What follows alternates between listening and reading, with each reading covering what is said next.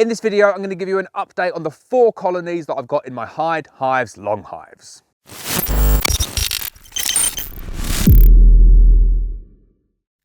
Hi, I'm Lawrence Edison Black Mountain Honey. Welcome to another episode of No Nonsense Beekeeping. Going to take a look inside the colonies in the Hyde hives today, and we can do that because we've got a clear polycarbonate crown board. And I know I talk about all of my beehives and the setup that I like to have, which is a poly Ashforth feeder that you can feed syrup in, flip it over, feed fondant in, it gives you good insulation. That's my method for the standard national beehives that I run, but there's no denying it. It is so nice being able to go inside these Hyde hives long hives, flip the lid up, take a look, and you can see the colony. You can see that it's alive, you can see they're clustering up, or in this case today, they're out foraging, getting some water, getting some pollen.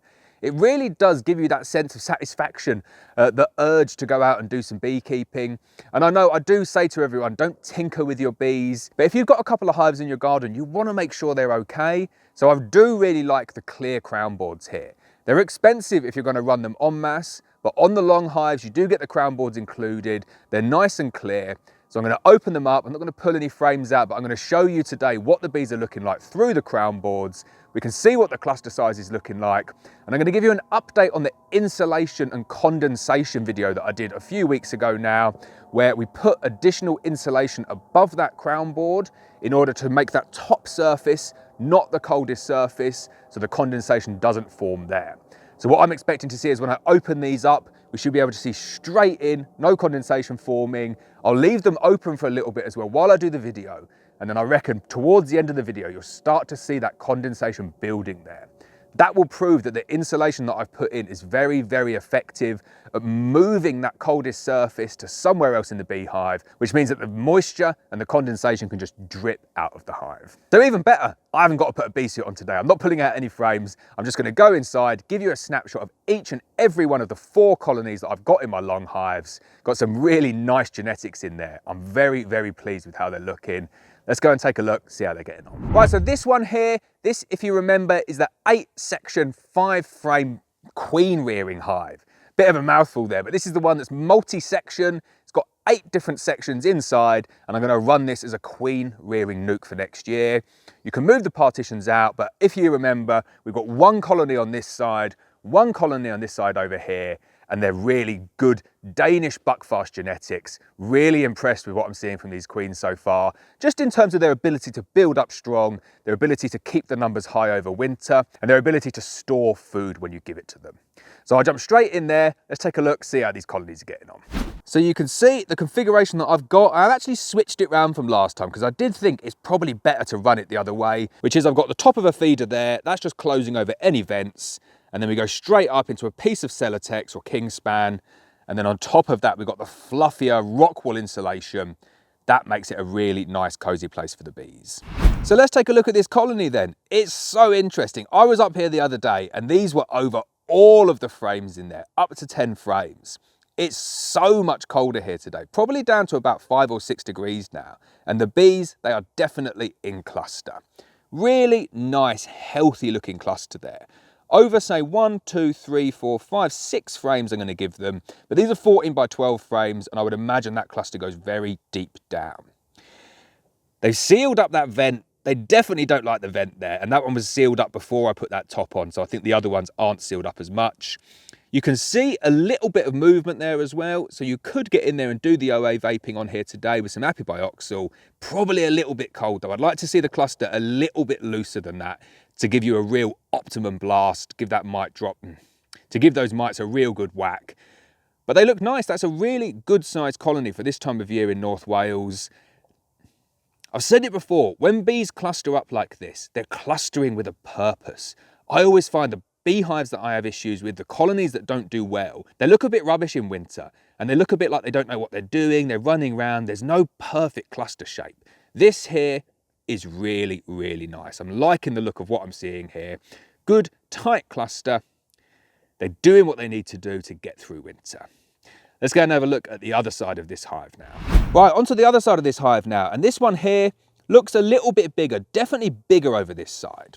More active as well. They're coming in, they're flying, These bees here, very, very similar genetics. This one here probably just got a little bit of a head start. But this is a much bigger colony, and you can see because they're bigger, you get more activity in there because it takes less bees to keep that queen and to keep that brood warm. So you've got surplus bees that can do a little bit of foraging for pollen, a little bit of foraging for water. This one here though is over 1, 2, 3, 4, 5, 6, 7, probably 7.5, 8 frames. So definitely a bigger cluster than the other one. They've not propolized over that mesh there, but I can guarantee if I left that open, they would propolize that open within a few days.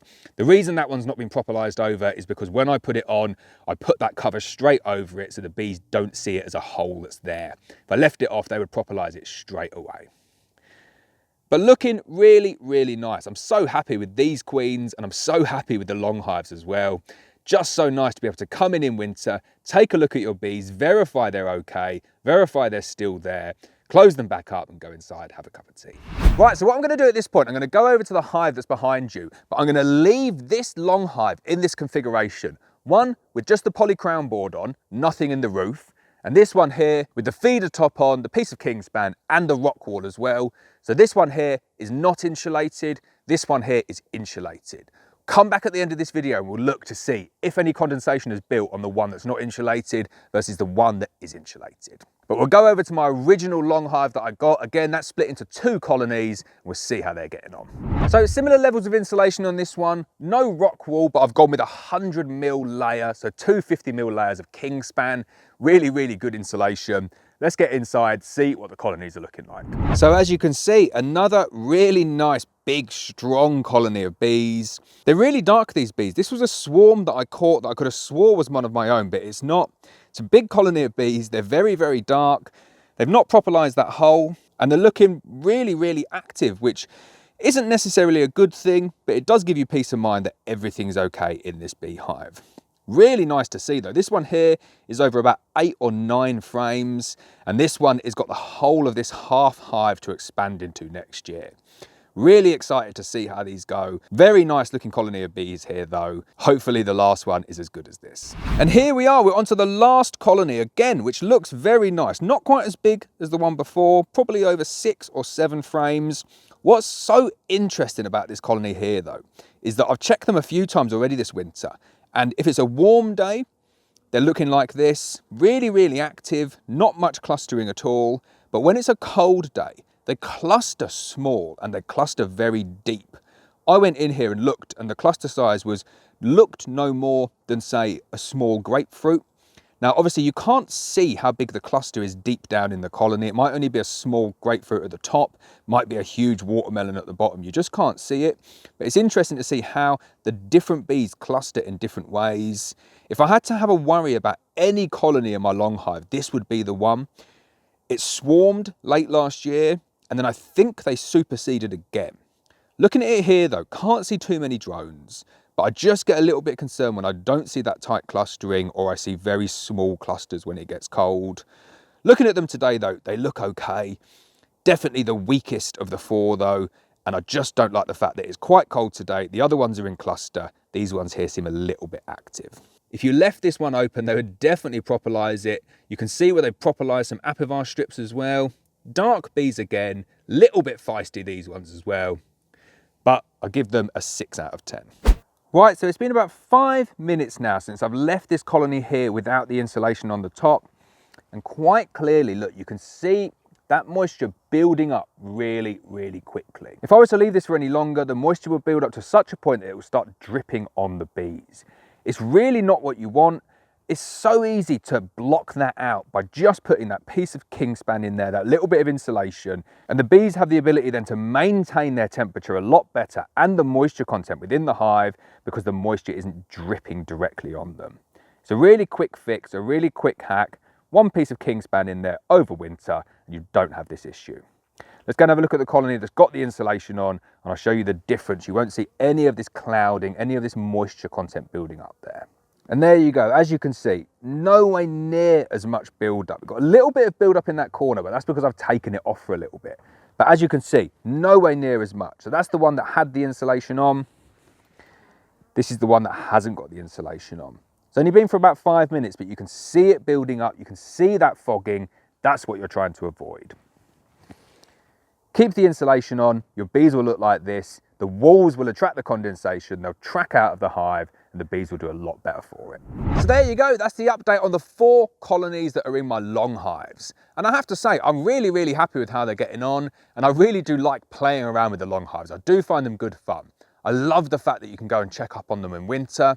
They're holding up with the very damp North Wales weather really well. Hopefully we'll get many years of good use out of them. Thinking about relocating them though, because at the moment the stands, they're on wet ground, they're getting a bit boggy.